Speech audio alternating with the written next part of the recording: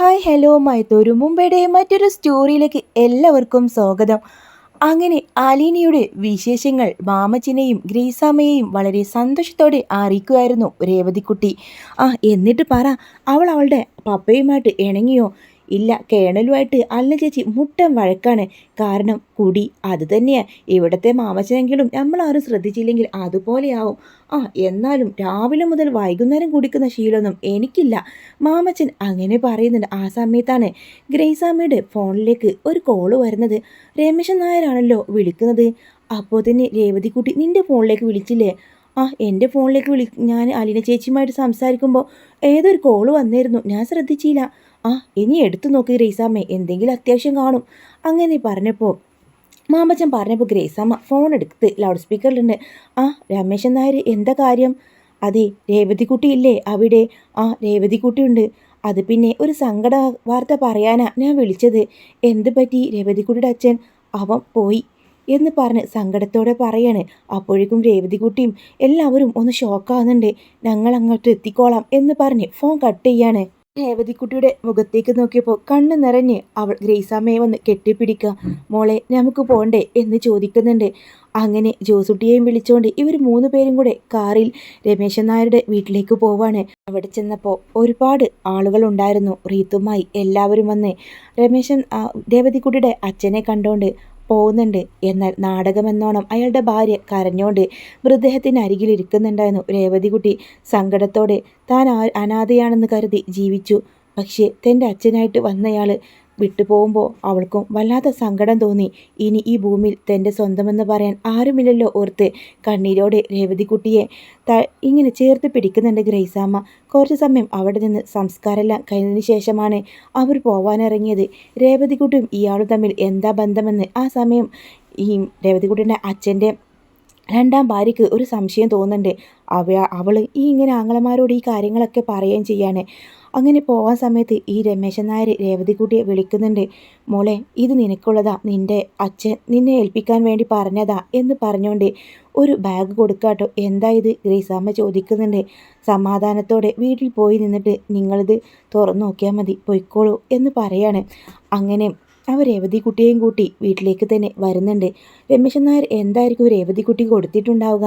അങ്ങനെ മാമച്ചൻ പറഞ്ഞപ്പോൾ വീട്ടിലെത്തി ഫ്രഷായി അത് ഓപ്പൺ ചെയ്ത് നോക്കുമ്പോൾ അയാളുടെ പേരിലുള്ള കുറച്ച് ഭൂമികളുടെ ആധാരമായിരിക്കും രേവതിക്കുട്ടിക്ക് കൊടുത്തിട്ടുണ്ടാവുക. എൻ്റെ മകൾക്ക് എനിക്ക് നൽകാം, ഇതല്ലാതെ മറ്റൊന്നുമില്ല.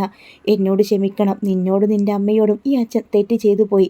ഇത്രയും കാലം നീ ഉള്ളതുകൊണ്ട് മാത്രമാണ് ഞാൻ സന്തോഷത്തോടെ ഇരിക്കുന്നത്. ഇത് എൻ്റെ മരണശേഷം അച്ഛൻ നിന്നെ കയ്യിലേൽപ്പിക്കും. നീ ഇത് സ്വീകരിക്കണം, വേണ്ടെന്ന് പറയരുത് എന്ന് പറഞ്ഞുകൊണ്ട് കുറച്ച് സ്വത്തുവകകൾ രേവതിക്കുട്ടിയുടെ പേരിലാക്കിയതിൻ്റെ ഡോക്യുമെൻറ്റ്സ് ആയിരുന്നു അതെല്ലാം. രേവതിക്കുട്ടി സങ്കടപ്പെട്ട് ആ ഓർമ്മയിലെല്ലാം നോക്കി നിൽക്കുമ്പോഴാണ് അലീനയുടെ കോൾ വരുന്നത്. എന്താ മോളെ നീ സങ്കടപ്പെട്ടിരിക്കുന്നത്? വീഡിയോ കോൾ ആയതുകൊണ്ട് തന്നെ രേവതിക്കുട്ടിയുടെ കരഞ്ഞു കലങ്ങിയ ആ മുഖഭാവം കണ്ടപ്പോൾ തന്നെ അലീന ചോദിക്കുന്നുണ്ട്. ആ സമയം ഗ്രേസ വന്നു. അലീന, നിന്നോട് പറയാൻ വിട്ടുപോയി. ഞങ്ങളിപ്പോൾ വന്നു കയറിയതേയുള്ളൂ. എവിടേക്കാ ആൻറ്റി പോയത്? അത് പിന്നെ രേവതിക്കുട്ടിയുടെ അച്ഛൻ മരിച്ചു. എന്ത്? രേവതിക്കുട്ടിയുടെ അച്ഛൻ മരിച്ചത്? എന്നിട്ട് എന്നോടൊരു വാക്ക് പറഞ്ഞോ? നിനക്ക് അവിടെ നിന്ന് ഇവിടെ വരാൻ വലിയ ബുദ്ധിമുട്ടല്ലേ? അതുകൊണ്ടാ അറിയിക്കാനത്. എന്നാലും എനിക്കും വരാമായിരുന്നു. എൻ്റെ രേവതിക്കുട്ടിയുടെ അച്ഛനല്ലേ.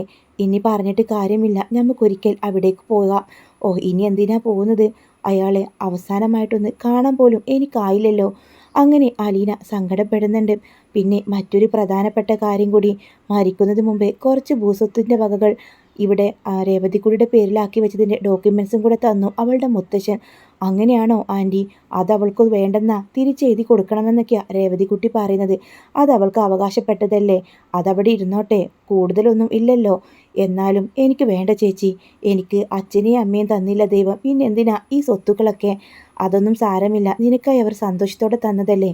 അതെ, അതിൻ്റെ കൂടെ അവളുടെ അച്ഛൻ എഴുതിയ ഒരു ലെറ്ററും ഉണ്ട്. അങ്ങനെ അതെല്ലാം അവർ പറയാണ് കേട്ടോ. അങ്ങനെ 2-3 ദിവസങ്ങൾ കഴിഞ്ഞു പോയി. രേവതിക്കുട്ടിയും അലീനയും ഒരുമിച്ച് ചിന്നുമോളെ കാണാനായിട്ട് രേവതിക്കുട്ടിയെ കാണാനായിട്ട് കുളത്തുപോയിൽ നിന്ന് അലീന വന്നതിന് ശേഷം ഇവർ 3 പേരും കൂടെ പോവാണ്. സ്റ്റാലിനും അവരുടെ കൂടെയുണ്ട്. അങ്ങനെ അനാഥയെല്ലാം കാണുന്നുണ്ട്. പപ്പ ഇതുപോലൊരു അനാഥാലയത്തിലാണ് പപ്പയുടെ മോളും ഇതുപോലെ ജീവിച്ചു വളർന്നത്. ഇത് കണ്ടോ, ചിന്നുകുട്ടിയെപ്പോലെ ഇതിലും ചെറിയ പ്രായത്തിലാണ് എന്നെ ഇവിടെ കൊണ്ടുവന്നത്. എന്തെങ്കിലും സംഭാവന ചെയ്യണം. അങ്ങനെ സ്റ്റാലിൻ ജോസഫ് സംഭാവന എല്ലാം കൊടുത്ത് അവർ 3 പേരും തിരിച്ച് മടങ്ങാണ് കേട്ടോ. ആ സമയം അലീനെ കണ്ട് സിസ്റ്റർ പറയുന്നുണ്ട്, മോളെ നിന്നെ അന്വേഷിച്ചിരുന്നു. നീ ആ സ്നേഹനികേതനത്തിലെ നടത്തിപ്പുകാരിയായിരുന്ന അവിടെ ഉണ്ടായിരുന്ന ഒരു സിസ്റ്റർ നീ ഇനി വരുമ്പോൾ തീർച്ചയായും നിൻ്റെ മൊബൈൽ നമ്പർ വാങ്ങണമെന്ന് എന്നോട് പറഞ്ഞതാണ്. ആ ശരി, ഈ നമ്പർ സിസ്റ്ററിന് കൊടുത്തോളൂ എന്ന് പറഞ്ഞ് അലീന ഒരു നമ്പർ കൊടുക്കുന്നുണ്ട്. അങ്ങനെ അവർ ആ ഒരു ചിന്നുമോളുമായിട്ടുള്ള ഔട്ടിങ്ങും കാര്യങ്ങളെല്ലാം കഴിഞ്ഞ് അവർ തിരികെ പോവാണ്. ഗൗരവത്തിൽ നിൽക്കായിരിക്കും സ്റ്റാലിനും. ഈ സ്റ്റാലിൻ പപ്പ എന്താ ചിരിക്കാറില്ലേ? രേവതിക്കുട്ടി ചോദിക്കുമ്പോൾ അവളെ ഒരു നുള്ളു വെച്ച് കൊടുക്കുന്നുണ്ട്. ഒന്നും മിണ്ടാതിരിക്കുക രേവതിക്കുട്ടി, പട്ടാളക്കാരനാണ്. ഓ വലിയ പട്ടാളക്കാരൻ, എന്തോ ഗമ. അങ്ങനെയൊക്കെ രേവതിക്കുട്ടി പറയുമ്പോൾ സ്റ്റാലിൻ ഒട്ടും ഇഷ്ടപ്പെടുന്നില്ല കേട്ടോ. അലീനയെ തുറിച്ചു നോക്കുന്നുണ്ട്. ഞാൻ പറഞ്ഞതാ ഇങ്ങനെ കോമാളി വേഷം കെട്ടാം നിൻ്റെ കൂടെ ഇല്ലെന്ന്. നിൻ്റെ കൂടെ ഞാൻ വരാത്തിരുന്ന വലിയ നാണക്കേടാണല്ലോ എന്നൊക്കെ പെറുപ്പെറുത്തോണ്ട് വണ്ടി ഓടിക്കുന്നുണ്ട്. അങ്ങനെ രേവതിക്കുട്ടിയെ അവിടെ ഡ്രോപ്പ് ചെയ്തതിന് ശേഷം അവർ നേരെ കൊളുത്തുപുഴയിലേക്ക് പോവാട്ടോ.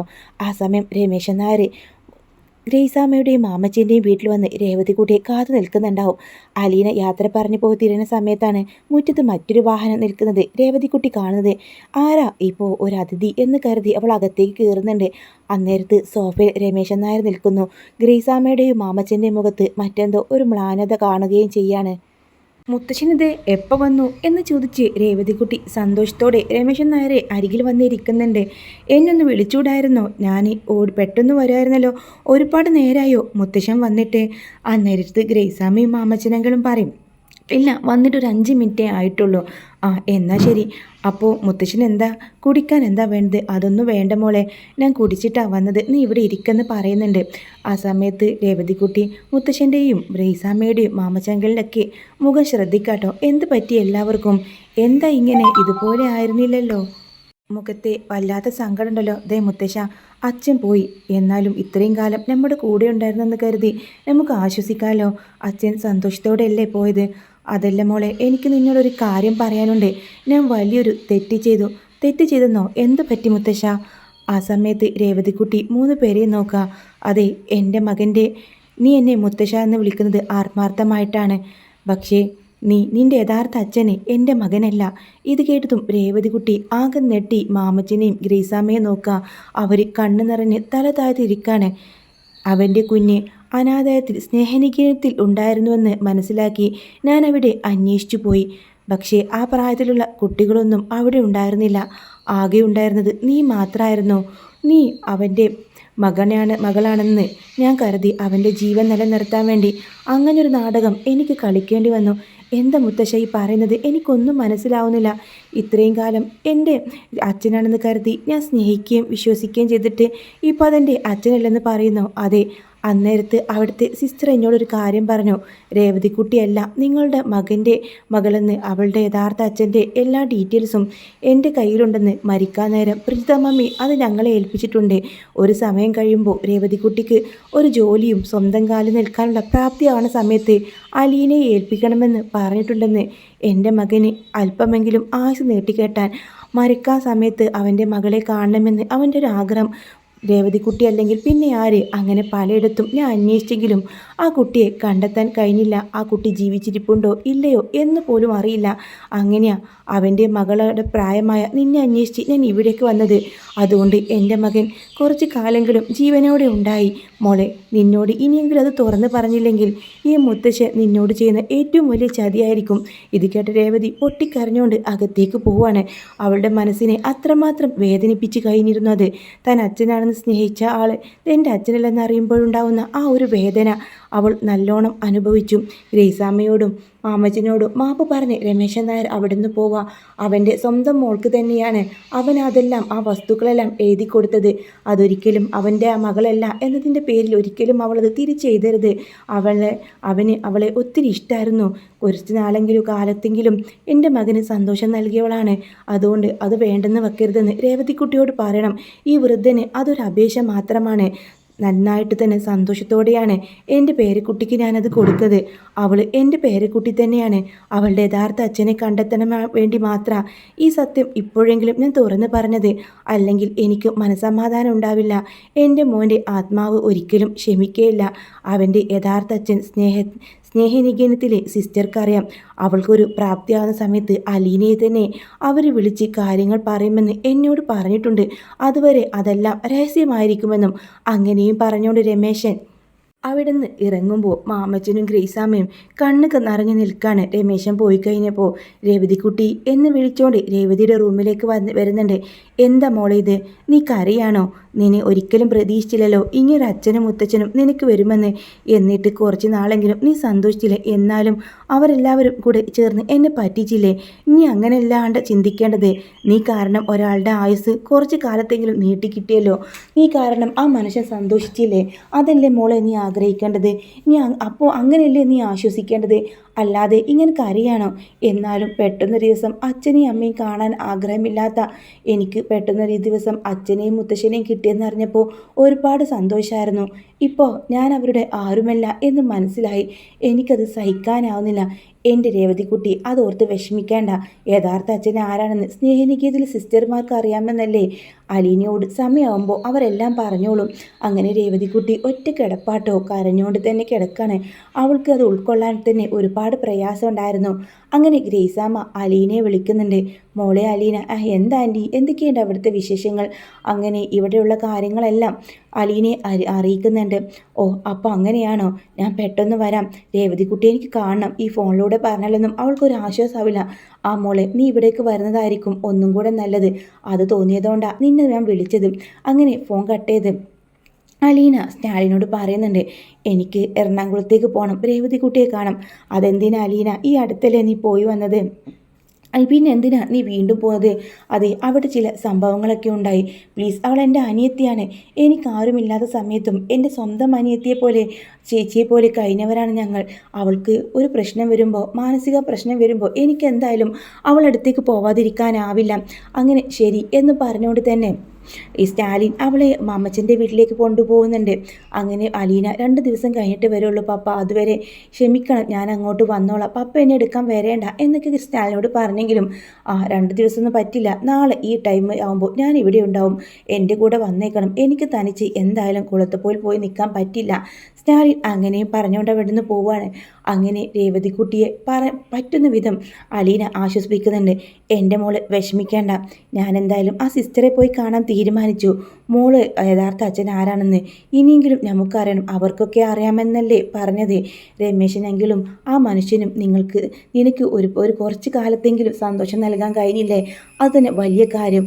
അത് നീ ചെയ്ത ഏറ്റവും വലിയ പുണ്യമോളെ. നീ അതോർത്ത് നീ വിഷമിക്കേണ്ട. നിൻ്റെ മനസ്സിലെ അച്ഛൻ്റെ സ്ഥാനം എന്നും അയാൾക്കുണ്ടാവും എന്ന് പറഞ്ഞ് അവളെ ആശ്വസിപ്പിക്കാണ്. പിന്നെ അലീന പോവാൻ നേരം മറ്റൊരു തീരുമാനം എടുത്തിട്ടുണ്ടാവും.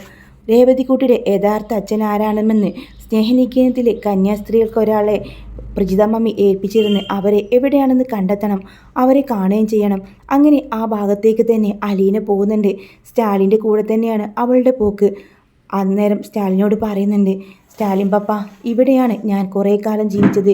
22 വർഷക്കാലം ഞാൻ ഇവിടെയായിരുന്നു, ഒരു അനാഥയായി ഈ അനാഥയത്തിലായിരുന്നു. ഈ സ്നേഹനികേതനം വിലക്ക് വാങ്ങി ഇവിടെ ഒരു പുതിയ സ്നേഹനികേതനം പണിയണമെന്ന് ഒരുപാട് ആഗ്രഹിച്ചിട്ടുണ്ട്. പക്ഷേ കഴിയില്ല. മകളുടെ ആഗ്രഹം മനസ്സിലാക്കി സ്റ്റാലിൻ ജോസഫ് പിന്നീട് സ്നേഹനികേതനം അവളുടെ പേരിൽ എഴുതി വാങ്ങുന്നുണ്ട്. അയാളുടെ കയ്യിലുള്ള എത്രയും കാശും കൊടുത്ത് അയാൾ വാങ്ങാൻ തയ്യാറായിരുന്നു. അവിടെ പുതിയൊരു സ്നേഹനികേതനം പണിത് കൊടുക്കുകയും ചെയ്യുന്നുണ്ട്. അങ്ങനെ അലീന ചുറ്റുപാടെല്ലാം സ്റ്റാലിൻ ജോസഫിന് കാണിച്ചു കൊടുക്കുകയാണ്.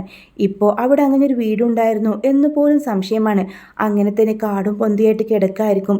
കുറച്ചപ്പുറത്തായിട്ട് ഒരു കന്യാസ്ത്രീയും താമസിക്കുന്ന ഒരു ക്വാർട്ടേഴ്സ് കാണുന്നുണ്ട്. അവിടേക്ക് അലീന പോവാണ്.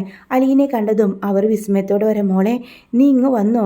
എവിടെ ആയിരുന്നു? എന്താ നിൻ്റെ വിശേഷങ്ങൾ? ഒരു കാര്യം നിന്നെക്കുറിച്ച് അറിഞ്ഞില്ല എന്ന് പറഞ്ഞുകൊണ്ട് അവർ പരിഭവം പറയാണ്. അങ്ങനെ സ്റ്റാലിനെ കാണുമ്പോൾ ഇതാരെന്ന് ചോദിക്കാം. ഇതെൻ്റെ പപ്പയാണെന്ന് അവൾ അഭിമാനത്തോടെ പറയുന്നുണ്ട്. മോളെ, അത് പ്രീത മമ്മി മരിക്കുന്നതിന് മുമ്പേ എൻ്റെ അമ്മ ആരാണെന്നും അവിടുത്തെ കാര്യത്തെക്കുറിച്ചും പറഞ്ഞിരുന്നു. അവിടുത്തെ അച്ഛനാ എനിക്കെൻ്റെ യഥാർത്ഥ പപ്പയെ കണ്ടെത്തി തന്നത്. അങ്ങനെ അലീന എല്ലാ വിശേഷങ്ങളും ചോദിച്ചറിയുന്ന സമയത്ത് രേവതിക്കുട്ടിയുടെ കാര്യം ചോദിക്കുന്നുണ്ട്. പ്രീത മമ്മി ഒരു കാര്യം കൂടെ സിസ്റ്ററെ ഏൽപ്പിച്ചിരുന്നല്ലോ, രേവതിക്കുട്ടിയുടെ. അതെ, രേവതിക്കുട്ടി സ്വന്തം കാലിൽ നിൽക്കാനാവുന്ന സമയത്ത് നിന്നെ വിളിച്ച് ആ രഹസ്യം പറയണമെന്നാ എന്നോട് പറഞ്ഞിട്ടുള്ളത്. അതെ, രേവതിക്കുട്ടി ഇപ്പോൾ കുഴപ്പമൊന്നുമില്ല, അവൾ പഠിക്കുന്നുണ്ട്. അവൾ അധികം വൈകാതെ അവൾക്ക് ജോലിയും കിട്ടും. അപ്പോൾ അവളുടെ മനസ്സിൽ ആ ഒരു വിഷമം, ആ രമേശൻ നായർ സ്വന്തം അച്ഛനാണെന്നൊക്കെ പറഞ്ഞ് പരിചയപ്പെടുത്തിയ കാര്യങ്ങളെല്ലാം ആ സിസ്റ്റർ ധരിപ്പിക്കുകയാണ്. അങ്ങനെയാണോ? എന്തായാലും ആ കുട്ടിക്ക് ഒരുപാട് വിഷമമായി കാണും. അങ്ങനെ ഒരു അലമാര തുറന്ന് ഒരു തടിച്ച പെട്ടിയിൽ നിന്ന് ഒരു വലിയൊരു കവറെടുത്ത് അലീനയ്ക്ക് നേരെ നീട്ടുന്നുണ്ട്. ഇതാണ് മരിക്കാൻ സമയത്ത് പ്രീത മമ്മി എന്നെ ഏൽപ്പിച്ച കവറ്. ഇപ്പോഴൊന്നും നിൻ്റെ അടുത്ത് തരരുതെന്ന് പറഞ്ഞതാ, പക്ഷേ ഇങ്ങനത്തെ ഒരു സിറ്റുവേഷനിൽ തരാതിരിക്കാനും ആവുന്നില്ല. അങ്ങനെ അലീന അതും വാങ്ങിക്കൊണ്ട് പോകുന്നുണ്ട്. അങ്ങനെ സ്റ്റാലിൻ ചോദിക്കും അലീനയുടെ അടുത്ത്, എന്തായി, നീ പോയ കാര്യങ്ങൾ ശരിയായോ? അതെ, ഒരു കവർ എന്നെ ഏൽപ്പിച്ചിട്ടുണ്ട്. അങ്ങനെ അലീന കാറിൽ ഇരുന്നോണ്ട് തന്നെ ആ കവറിലെ പേപ്പേഴ്സ് എടുത്ത് വായിക്കുന്നുണ്ട്. അവൾ നെട്ടലോടെ അതിലേക്ക് തന്നെ മേടിച്ച് നോക്കുകയാണ്. അവളുടെ അമ്മയുടെയും അമ്മയുടെ ആങ്ങളുടെയൊക്കെ ഒരു അഡ്രസ്സ് ആയിരിക്കട്ടെ അത്. അവളുടെ അമ്മ അവൾക്ക് 4 വയസ്സായപ്പോൾ ആത്മഹത്യ ചെയ്തതിൻ്റെ ഒരു പത്രത്തിൻ്റെ പരസ്യവും അതിൻ്റെ കൂടെ ഉണ്ടാവും. അവരുടെ അഡ്രസ്സ് കൃത്യമായി എഴുതിയിട്ടുണ്ടാവും. ഇവിടെ പോയാൽ ഇവർക്കറിയാം ആരാണ് രേവതിക്കുട്ടിയുടെ യഥാർത്ഥ അച്ഛനെന്ന സംഭവം അവരുടെ ആങ്ങൾമാർക്കും അറിയാം. പിന്നീട് ഈ കത്തിൻ്റെ കൂടെയുള്ള ബ്ലാക്ക് ആൻഡ് വൈറ്റ് ഫോട്ടോയിൽ അവളുടെ അച്ഛൻ്റെയും അമ്മയുടെയും ഫോട്ടോ ഉണ്ട്. അത് കണ്ടാൽ ഒരുപക്ഷെ അലീനയ്ക്ക് തിരിച്ചറിയാമായിരിക്കും എന്നെല്ലാം കരുതിക്കൊണ്ട് തന്നെ മമ്മി അതെല്ലാം അവിടെ തന്നെ വച്ചിരുന്നു. ആ ഫോട്ടോയിലേക്ക് നോക്കിയതും രേവതിക്കുട്ടിയുടെ അമ്മ രേവതിക്കുട്ടിയെ പോലെ തന്നെ ഉണ്ടായിരുന്നു. എന്നാൽ അച്ഛൻ്റെ മുഖത്തേക്ക് നോക്കിയ അലീന നെട്ടലോടെ പകച്ചു നോക്കാൻ കേട്ടോ. ഇത് അവൾക്ക് വിശ്വാസം വന്നില്ല. ശിവശങ്കര മേനോനായിരുന്നു അത്. ഇത് എങ്ങനെ സംഭവിച്ചു എന്നായിരുന്നു അവളുടെ ഇത്. ശിവശങ്കരൻ്റെ പഴയ ഒരു ഫോട്ടോ ആയിരുന്നു. എന്നാലും ഇപ്പോൾ ഒരുപാട് മാറ്റമുണ്ടെങ്കിലും ഒറ്റ നോട്ടത്തിൽ തന്നെ അവൾക്കത് മനസ്സിലായിരുന്നു. അവൾ മനസ്സിൽ എന്തോ ഉറപ്പിച്ചു. അവളുടെ അതിലുണ്ടായിരുന്ന ആ അഡ്രസ്സ് തേടി അവൾ പപ്പയെ കൊണ്ട് അങ്ങോട്ട് വാഹനം ഓടിപ്പിച്ചു. അങ്ങനെ കുറേ ദൂരം ചെന്നപ്പോഴാണ് ഒരു ചെറിയ വീടിൻ്റെ മുമ്പിൽ കാർ നിന്ന് അവിടുത്തെ അടുത്തുള്ള ആളുകളോടൊക്കെ ചോദിച്ചറിഞ്ഞാണ് അലീനയും സ്റ്റാലിനും അവിടെ എത്തിയത്. പപ്പ ഇവിടെ ഇരുന്നാൽ മതി, ഞാൻ പോയി നോക്കട്ടെ. അങ്ങനെ അവിടെ വൃദ്ധരായ ഒരു സ്ത്രീയും ഒരു പുരുഷനും ഉണ്ടായിരുന്നുള്ളൂ. നന്ദി പ്രായമായി സ്ത്രീ കിടപ്പിലായിരുന്നു. പുരുഷൻ ചുമച്ചുകൊണ്ട് ഉമ്മറത്തന്നെ നിൽക്കുന്നു. അലീനെ കണ്ടതും ആരാ എന്ന് ചോദിക്കുന്നുണ്ട്. ഞാൻ കുറച്ച് ദൂരെ നിന്ന് വരുവാണ്, സ്നേഹനികേതനം എന്നൊരു അനാഥാലയത്തിൽ നിന്ന്. അവരത് കേട്ടതും അകത്തുനിന്ന് സ്ത്രീ വല്ലാതെ ചുമക്കാൻ തുടങ്ങി. അലീന അങ്ങോട്ട് കയറി ചെന്നു. വല്ലാതൊരവസ്ഥയിൽ കിടക്കായിരുന്നു അവരെല്ലാവരും, 2 പേരും കൂടെ. എന്ത് പറ്റി മുത്തശ്ശി, ചൂടുവെള്ളം വേണോ എന്ന് ചോദിച്ച് ആരുടെ അനുവാദം ചോദിക്കാതെ കിച്ചണിലേക്ക് പോയി കുറച്ച് ചൂടുവെള്ളം ഉണ്ടാക്കി കൊണ്ടുവന്ന് അവർക്ക് കൊടുക്കാൻ കേട്ടോ. മോളെ, നീ ആരാ, നീ എവിടെന്നാ വരുന്നത്? സ്നേഹനികേതനം എന്നൊരു അനാഥാലയത്തിലാണ് ഇത്രയും കാലം ഞാൻ വളർന്നതും താമസിച്ചതും. പക്ഷേ ഇപ്പോൾ എനിക്ക് അച്ഛനും അമ്മയും എല്ലാവരും ഉണ്ട്. ഇപ്പോൾ ഞാൻ അവരുടെ അടുത്താണ്. ഇവിടേക്ക് വരാൻ എന്താ കാരണം എന്ന് ചോദിക്കുന്നുണ്ട് ആ വൃദ്ധൻ. അവർ പറയും, രേവതിക്കുട്ടി, അവളുടെ അമ്മ ഈ വീട്ടിലായിരുന്നു. നിങ്ങളുടെ മകളാണോ സുനന്ദ എന്ന് ചോദിക്കുന്നുണ്ട്. ആ സമയം അവർ 2 പേരും കണ്ണീരോടെ പറയാൻ, അതെ, അവൾ കുറച്ച് കാലങ്ങൾക്ക് മുമ്പ് ആത്മഹത്യ ചെയ്തു. അത്രയും മനസ്സുരുകി വെന്ത് നേറിയാണ് അവൾ മരിച്ചു പോയത്. എന്താണ് സംഭവിച്ചത്? അവളുടെ ഒരു കുഞ്ഞിനെ സ്നേഹനികേതത്തിലാക്കിയിരുന്നല്ലോ, ഒരു അനാഥാലയത്തിൽ. അതെ, ആ കുട്ടി എവിടെയാണെന്നോ എന്താണെന്നോ ഞങ്ങൾക്കറിയില്ല. അന്വേഷിച്ചു പോവാനും പറ്റിയിട്ടില്ല. ഇനി അവളെ ഇങ്ങോട്ട് കൊണ്ടുവന്നാൽ അവളും ഈ ദാരിദ്ര്യം അനുഭവിക്കേണ്ടി വരില്ലേ എന്നോർത്ത് ഞങ്ങൾ ഒരിക്കലും അവളെ കൊണ്ടുപോവാൻ ചെന്നിട്ടില്ല. പക്ഷേ അവളെക്കുറിച്ച് അന്വേഷിക്കാമായിരുന്നു. അവളും അവളുടെ കൂടെപ്പിറപ്പുകളെയും അച്ഛനെയും അമ്മയും ഒക്കെ പ്രതീക്ഷിക്കുന്ന ഒരു കുട്ടിയുണ്ടാവുമല്ലോ. അവളുടെ അമ്മ മരിച്ചു പോയെന്ന് തന്നെ പ്രീതമമ്മി ആദ്യമേ പറഞ്ഞിരുന്നു. എന്നാലും അവളുടെ മുത്തശ്ശൻ, മുത്തശ്ശി, അച്ഛൻ അവരൊക്കെ ആരാണെന്ന് അറിയാനുള്ള ഒരാഗ്രഹം എന്തായാലും അവൾക്കുണ്ടാവില്ലേ? അവളുടെ പേര് രേവതിക്കുട്ടി എന്നാണ്. നിങ്ങളുടെ പേരക്കുട്ടിയുടെ ഇത് കേട്ടതും വൃദ്ധനും ആ ഒരു സ്ത്രീക്കും വല്ലാത്ത സന്തോഷമാവാണ്. മരിക്കുന്നതിന് മുമ്പേ അവളെ ഒന്ന് കാണണമെന്ന് ഞങ്ങൾക്ക് നല്ല ആഗ്രഹമുണ്ടായിരുന്നു. മറ്റൊരു കാര്യം കൂടെ പറയാം, എത്രയും പെട്ടെന്ന് അവളെ ഇങ്ങോട്ട് കൊണ്ടുവരാം. അവളുടെ അച്ഛൻ ആരാണ്? നിങ്ങൾക്ക് മാത്രമേ അയാളെക്കുറിച്ച് അറിയുള്ളൂ, മറ്റാർക്കും അറിയില്ല. അതുകൊണ്ടാണ് ഞാൻ ഇങ്ങോട്ട് വന്നത്. അവളിപ്പോൾ 10-18 വയസ്സുള്ള പെൺകുട്ടിയാണ്. അവൾക്ക് ആഗ്രഹം ഉണ്ടാവില്ലേ അവൾ അച്ഛനെയും കുടുംബത്തെയും കാണാനായിട്ട്? ആ സമയം വൃദ്ധൻ കണ്ണീരോടെ പറഞ്ഞു, അയാൾ അവളെ ചതിച്ചതാ, എൻ്റെ മോള് സുനന്ദയെ. അവരെല്ലാവരും കൂടെ ചേർന്ന് ചതിച്ചു. തോട്ടമുതലാളിയായിരുന്നു, റബ്ബർ തോട്ടത്തിൻ്റെ. ഇടയ്ക്ക് അവിടേക്ക് ജോലിക്ക് വരുന്ന ആളായിരുന്നു. എൻ്റെ മകളും ഞങ്ങളെല്ലാം അവിടുത്തെ ആശ്രിതമായിരുന്നു. ഞങ്ങൾക്ക് വേണ്ടിയുള്ള ഭക്ഷണം ഉണ്ടാക്കി അവൾ തോട്ടത്തിൽ വരുമായിരുന്നു. അങ്ങനെയാണ് ശിവശങ്കരൻ മേനോൻ എന്ന ശിവനെ അവൾ പരിചയപ്പെടുന്നത്. പിന്നീട് അവൾ കൊണ്ടുവരുന്ന ഭക്ഷണമെല്ലാം അയാൾക്കും ഏറെ പ്രിയപ്പെട്ടതായി. എപ്പോഴെങ്കിലൊക്കെ എസ്റ്റേറ്റിലേക്ക് വരുന്ന അയാൾ തൻ്റെ മകളെ കണ്ട് വല്ലാതെ മോഹിച്ചു. എന്നാൽ നാട്ടിൽ അയാൾക്കൊരു കുടുംബവും അവിടെ മക്കളുള്ള കാര്യം ഞങ്ങൾക്ക് ആർക്കും അറിയില്ലായിരുന്നു. ഞങ്ങളും അതിൽ ചതിയിൽ പെട്ടുപോയി. ഇവൾ ഗർഭിണിയായപ്പോഴാണ് അവർ രണ്ടുപേരും തമ്മിലുള്ള ആ ഒരു പ്രണയം ഞങ്ങളോട് പറയുന്നത്. ഇവൾ ഗർഭിണിയാണെന്ന വിവരം അറിഞ്ഞതും പിന്നെ ശിവശങ്കര മേനോൻ ഈ തോട്ടത്തിലേക്ക് തന്നെ വരാതായി. കുറച്ചു കാലം കഴിഞ്ഞപ്പോൾ ഈ തോട്ടം മറ്റാർക്കോ അയാൾ വിറ്റു ഇവിടുന്ന് പോവുകയും ചെയ്തു. അങ്ങനെ അലീന തൻ്റെ കയ്യിലുള്ള ഫോട്ടോ കാണിച്ചു കൊടുക്കുന്നുണ്ട്. ഇതാണോ ശിവശങ്കര മേനോൻ എന്ന് ചോദിക്കാണ്. അതെ, ഇയാൾ തന്നെയാണ്. പാലയിലാണ് ഇയാളുടെ വീട്. ഒരു കൈതക്കൽ കുഞ്ഞിരാമ മേനോൻ്റെ മകനാണ്. പക്ഷേ ഞങ്ങളവിടെ അന്വേഷിച്ച് ചെന്നപ്പോൾ അവിടെ ഉള്ളവരെല്ലാവരും ഞങ്ങളെ ആട്ടി ഓടിച്ചു. അയാൾക്ക് ഭാര്യയും മക്കളും ഉണ്ടായിരുന്നു. മൂത്തൊരു മകനുണ്ട്. പിന്നീട് ഞങ്ങൾക്ക് കൂടുതലൊന്നും അറിയില്ലായിരുന്നു. 3 മക്കൾ അയാൾക്കുണ്ടെന്ന കാര്യം ഞങ്ങൾക്ക് മനസ്സിലായി. ഞങ്ങളുടെ മകളെ പറഞ്ഞ് മനസ്സിലാക്കി. ആ കുഞ്ഞിനെ നമുക്ക് വേണ്ടെന്നൊക്കെ പലതവണ പറഞ്ഞതാ. അവൾക്ക് വാശി. ആ കുഞ്ഞിനെ ഒരിക്കലും അവൾ നശിപ്പിച്ച് കളയില്ല. ആ കുഞ്ഞിനോട് അവളും ആ കുഞ്ഞും ജീവിക്കും. ഒരിക്കൽ ശിവേട്ടൻ തന്നെയും തൻ്റെ മകളെയും അന്വേഷിച്ചു വരുമെന്ന പ്രതീക്ഷയിലായിരുന്നു അവൾ കഴിഞ്ഞത്. അങ്ങനെ അവൾ പ്രസവിച്ചു. ആ കുഞ്ഞിനെ നോക്കാനില്ലാതെ ആകെപ്പാടെ അവളും ഞങ്ങളും ബുദ്ധിമുട്ടി. അങ്ങനെയാ അനാഥയിൽ ഏൽപ്പിച്ചത്. ഒരിക്കൽ പോലും ശിവശങ്കര മേനോൻ തന്നെ അവളെ തേടി വന്നില്ല. അങ്ങനെ അയാളെ തേടി അവൾ ഒരിക്കൽ പോയപ്പോൾ അയാളുടെ വാക്കുകൾ കേട്ടതും അവളാകെ തകർന്നു. അന്ന് രാത്രിയാണ് അവൾ ആത്മഹത്യ ചെയ്തത്. രേവതിക്കുട്ടിയെ സ്നേഹനികേതത്തിൽ ആക്കിക്കൊണ്ട് അവളെ നോക്കാനായിട്ട് ഒരുപാട് ശ്രമങ്ങൾ നടത്തിയിരുന്നു ജീവിക്കാൻ വേണ്ടി. പക്ഷേ എൻ്റെ മോൾക്കതിന് കഴിഞ്ഞില്ല. മരിക്കുന്നതിന് മുമ്പേ ഞങ്ങളുടെ പേരക്കുട്ടിയെ ഒരു തവണയെങ്കിലും കാണണം. അപ്പോൾ അലീന പറയും, എന്തായാലും ഈ ശിവശങ്കര മേനോനെ എനിക്കറിയാം. അയാളുടെ മകളെ ഞാൻ അയാളെ കൊണ്ട് തന്നെ സ്വീകരിപ്പിക്കും എന്ന് വാക്ക് കൊടുത്തുകൊണ്ട് തന്നെയാണ് അലീന അവിടെ നിന്ന് പോകുന്നത്. അങ്ങനെ രേവതിക്കുട്ടിയുടെ അച്ഛൻ ശിവശങ്കര മേനോനാണെന്ന് സ്റ്റാലിൻ്റെ അടുത്ത് എങ്ങനെ പറയും? ആ വീട്ടുകാർ മൊത്തം ഇത്തരത്തിലുള്ള ആളുകളാണോ എന്ന് പോലും ചിന്തിക്കില്ലേ? തൻ്റെ അമ്മയുടെ കുടുംബക്കാരല്ലേ എന്നെല്ലാം ഓർത്ത് അലീന കാറിൽ വിഷമിച്ചിരിക്കുമ്പോൾ നീ പോയിട്ട് കാര്യം എന്തായി? രേവതിക്കുട്ടിയുടെ പേരൻസിനെ കുറിച്ച് വല്ല അറിവും കിട്ടിയോ? കിട്ടിയ മാത്രമല്ല, വളരെ ഞെട്ടിക്കുന്ന ഒരു സത്യം കൂടെ എനിക്ക് മനസ്സിലായി. എന്ത് പറ്റി അലീന? രേവതിക്കുട്ടിയുടെ അച്ഛൻ ആരാണ്? ആ സമയം വൈജയന്തിയുടെ ബ്രദർ ശിവശങ്കര മേനോനാണെന്ന് അലീന പറയുന്നുണ്ട്. ഓ, അയാളോ? അതെ, അയാൾ തന്നെ. അപ്പോൾ അയാൾക്ക് ഭാര്യയും മക്കളെ കൊണ്ടതിന് ശേഷമാണോ ഈ രേവതിക്കുട്ടിയുടെ അമ്മയെ പ്രണയിച്ചത്? അങ്ങനെ സത്യങ്ങളൊക്കെ ആ സമയം തന്നെ അലീന പപ്പയെ അറിയിക്കണേ. കഷ്ടം, ഭാര്യയും മക്കളും ഉണ്ടായിട്ട് മറ്റൊരു പെണ്ണിനെ നശിപ്പിച്ച് ഗർഭിണിയാക്കി കടന്നു കളഞ്ഞവൻ. അയാളെപ്പോലെ വൃത്തികെട്ടവൻ ആരാ ഉള്ളത്? പപ്പ, നമ്മൾ ആരെയും ഇങ്ങനെ ആക്ഷേപിക്കാൻ പാടില്ല. ചില സാഹചര്യത്തിൽ അങ്ങനെ തെറ്റ് സംഭവിച്ചു പോയതായിരിക്കാം. ഒരുപക്ഷെ രേവതിക്കുട്ടിയുടെ അമ്മയെ അത്രമാത്രം സ്നേഹിച്ചിട്ടുണ്ടാവും. എന്നിട്ട് അവളെ ഗർഭിണിയാക്കിയിട്ട് അവളെ ഉപേക്ഷിച്ച് കളഞ്ഞില്ലേ? ആ സ്ത്രീ ആത്മഹത്യ ചെയ്തു. രേവതിക്കുട്ടി അനാഥയത്തിലുമായി. അതൊക്കെ ശരി തന്നെ. മനുഷ്യരല്ലേ, തെറ്റ് പറ്റാത്തവരാരാ ഉള്ളത്? എന്നാലും എനിക്ക് ഇത്തരം തെറ്റുകളൊന്നും പറ്റിയില്ലല്ലോ. എൻ്റെ ഭാര്യ ഗർഭിണിയാണെന്ന് എനിക്കറിയാമായിരുന്നു.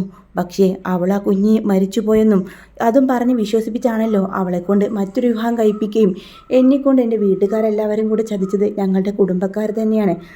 അങ്ങനെ എന്തെങ്കിലും ചതി നടന്നതായിരിക്കും. അങ്ങനെ അലീന രേവതിക്കുട്ടിക്ക് അരികിലേക്ക് വരുന്നുണ്ട്. രേവതിക്കുട്ടിയെ കെട്ടിപ്പിടിച്ച് പൊട്ടിക്കരയാണ്. പ്രീതമമ്മയെ കൊടുത്ത കവറുകളും അതെല്ലാം അവളെ ഏൽപ്പിക്കുമ്പോൾ അവൾക്ക് ഞെട്ടലായിരുന്നു കേട്ടോ. താൻ മനുവേട്ടൻ്റെ കുഞ്ഞി പെങ്ങളാണെന്നും മനുവേട്ടൻ്റെ അച്ഛനും തൻ്റെ അച്ഛനും ഒന്നാണെന്നും രേവതിക്കുട്ടി അറിയായിരുന്നു. പിന്നീട് അലീന തന്നെയാണ് അവളെയും കൂട്ടി മുത്തശ്ശനെയും മുത്തശ്ശിയും കാണിക്കാനായിട്ട് ആ വീട്ടിലേക്ക് പോകുന്നുണ്ട്. സ്വന്തം പേരക്കുട്ടി കണ്ടതും അവർക്ക് ഒത്തിരി സന്തോഷമാവാണ്. അങ്ങനെ മകൾ എവിടെയാണെങ്കിലും നന്നായിട്ടിരിക്കട്ടെ എന്ന് ആശംസിച്ചുകൊണ്ട് തന്നെ അവർ അവളെ അനുഗ്രഹിച്ച് വിടുന്നുണ്ട്. അങ്ങനെ മനുവിനോട് അലീന സത്യങ്ങളൊക്കെ പറയാമെന്ന് കരുതുക. അതിനു മുമ്പേ ശിവശങ്കര മേനോനെ കാണണം, അയാൾക്ക് പറയാനുള്ളത് കേൾക്കണം. അങ്ങനെ ശിവശങ്കരനുമായിട്ട് ആ ഒരു പഴയ ബ്ലാക്ക് ആൻഡ് വൈറ്റ് ഫോട്ടോയും കത്തുമായിട്ട് അലീന ശിവശങ്കരൻ്റെ മുന്നിലേക്ക് ചെല്ലുന്നുണ്ട്. ശിവശങ്കര മേനോനെ കാണണമെന്ന് ആഗ്രഹം പറഞ്ഞുകൊണ്ട് തന്നെ അയാൾ അലീന ഇങ്ങനെ കാറിൽ വന്ന് ഇറങ്ങുക. അലീനയെ പെട്ടെന്ന് കാറിൽ കണ്ടതും കമലാകെ നെട്ടുന്നുണ്ട്. ഇവളോ? വീട്ടുവേലക്കാരിയായി നിന്നവൾ ഒരു പുത്തൻ കാറിൽ വന്നിറങ്ങുന്നു. ഇവളങ്ങനെ എവിടെയാണ് എന്നൊരു ചിന്ത അവൾക്കുണ്ട് കേട്ടോ. അകത്തേക്ക് കയറി വന്ന കമലോട് ഇവിടെ ശിവശങ്കരൻ അങ്കിളില്ലേ എന്ന് ചോദിക്കാണ്. എന്തിനാ നിനക്ക് അങ്കിളെ കാണുന്ന കാര്യം? അതൊക്കെയുണ്ട്, എനിക്ക് കാണണം എന്ന് പറയാണ്. അപ്പോൾ ശിവൻ അലീനെ കണ്ടത്, ഓ അലീനയോ എന്ന് ചോദിക്കുന്നത്. അതേ അങ്കിളെ, എനിക്ക് പേഴ്സണലായിട്ട് അങ്കിളിനോട് സംസാരിക്കാനുണ്ട്, വാ മോളെ എന്ന് പറഞ്ഞ് റൂമിലേക്ക് കൊണ്ടുപോകുന്നുണ്ട്. വേലക്കാരി പെണ്ണ് എന്തിനാ തൻ്റെ ഭർത്താവുമായിട്ട് രഹസ്യമായിട്ട് സംഭാഷണം എന്ന് കേൾക്കാനായിട്ട് കമല ഒളിഞ്ഞ് കേൾക്കുന്നുണ്ടെങ്കിലും ശിവശങ്കര മേനോൻ ആ കഥ കടക്കാം. അങ്കിൾ ആ കഥ കടച്ചത് നന്നായി, അല്ലെങ്കിൽ മറ്റെന്തൊക്കെയോ ഇവിടെ സംഭവിക്കുമായിരുന്നു. എന്താ മോളെ, എന്താ കാര്യം? ആ പേപ്പറും കാര്യം, ആ ഫോട്ടോ ആദ്യം ശിവശങ്കരൻ്റെ മേനുവൻ്റെ മുന്നിലേക്ക് നീട്ടാം. ഇതാരാണെന്ന് ചോദിക്കാണ്. സുനന്ദയും താനും ഒരുമിച്ചുള്ള ഫോട്ടോ കണ്ടതും ശിവനൊന്ന് നെട്ടുന്നുണ്ട്. നീ നീ നീ ഇപ്പോൾ ഇതെവിടെ നിന്ന് കൊണ്ടുവന്നു? അതെ, ഇതിൽ നിങ്ങൾക്കൊരു മകൾ ജനിച്ചിരുന്നല്ലോ. ആ മകളെക്കുറിച്ച് നിങ്ങൾക്ക് വല്ല ബോധവും ഉണ്ടായിരുന്നോ? ഒരു പെണ്ണിനെ ചതിച്ച് ഗർഭിണിയാക്കി നിങ്ങൾ അവളെ ഉപേക്ഷിച്ച് പോയപ്പോൾ അവർക്ക് എന്ത് സംഭവിച്ചെന്ന് എനിക്ക് തെറ്റി പറ്റിപ്പോയതാണ്. ഇവിടെ ഭാര്യയും മക്കളുണ്ടെന്ന് എനിക്കറിയാം, പക്ഷേ ഞാനത് തുറന്ന് പറഞ്ഞില്ല. കമ്മയിലൂടെ വായി ഇങ്ങനെ എനിക്ക് സഹിക്കാനാവാതെ വന്നപ്പോൾ സുനന്ദയുടെ സ്നേഹത്തിൽ ഞാനങ്ങ് വീണുപോയി. പക്ഷേ അതൊക്കെ ശരി തന്നെ. എന്തിന് നിങ്ങൾ ചതിച്ചു? അങ്ങനെ നിങ്ങൾക്കൊരു ആണത്തം ഉണ്ടെങ്കിൽ നിങ്ങൾ അവളെ നോക്കുമായിരുന്നില്ലേ? എന്തിന് മാസം ചിലവിന് കൊടുത്തിട്ടെങ്കിലും ആ ഭാര്യയെയും കുഞ്ഞിനെയും നിങ്ങൾക്ക് സംരക്ഷിക്കാമായിരുന്നില്ലേ? നിങ്ങൾ അവളുടെ ഭാഗത്തേക്ക് നോക്കാത്തതുകൊണ്ടല്ലേ ആ സുനന്ദ എന്ന സ്ത്രീ ആത്മഹത്യ ചെയ്തത്. രേവതിക്കുട്ടിയെ അവർ ഈ അനാഥയത്തിലാക്കിയത്. രേവതിക്കുട്ടി നിങ്ങളുടെ മകളാണ്. ഇത് കേട്ടതും ശിവനാകെ നട്ടി നിൽക്കാട്ടോ. രേവതിക്കുട്ടി, അതെ, എൻ്റെ അനിയത്തി. എറണാകുളത്ത് മാമച്ചൻ്റെയും ഗ്രേസാമ്മയുടെയും വീട്ടിൽ നിൽക്കുന്ന അവൾ എൻ്റെ അനിയത്തി നിങ്ങളുടെ മകളാണ് എന്ന് വിരൽ ചൂണ്ടി ദേഷ്യത്തിൽ അവൾ പറയുന്നുണ്ട്. മാപ്പ് അലീന, ഈ കാര്യങ്ങളൊന്നും ആരും അറിയരുത്. മനുവിനോടും ഈ കാര്യം പറയരുത്. ഞാനെന്തിന് മറച്ചു വെക്കണം? എനിക്ക് തെറ്റ് പറ്റിപ്പോയി എന്ന് പറഞ്ഞ് ശിവശങ്കരൻ അന്നത്തെ തൻ്റെ അവസ്ഥയെക്കുറിച്ച് പറയുന്നുണ്ട്.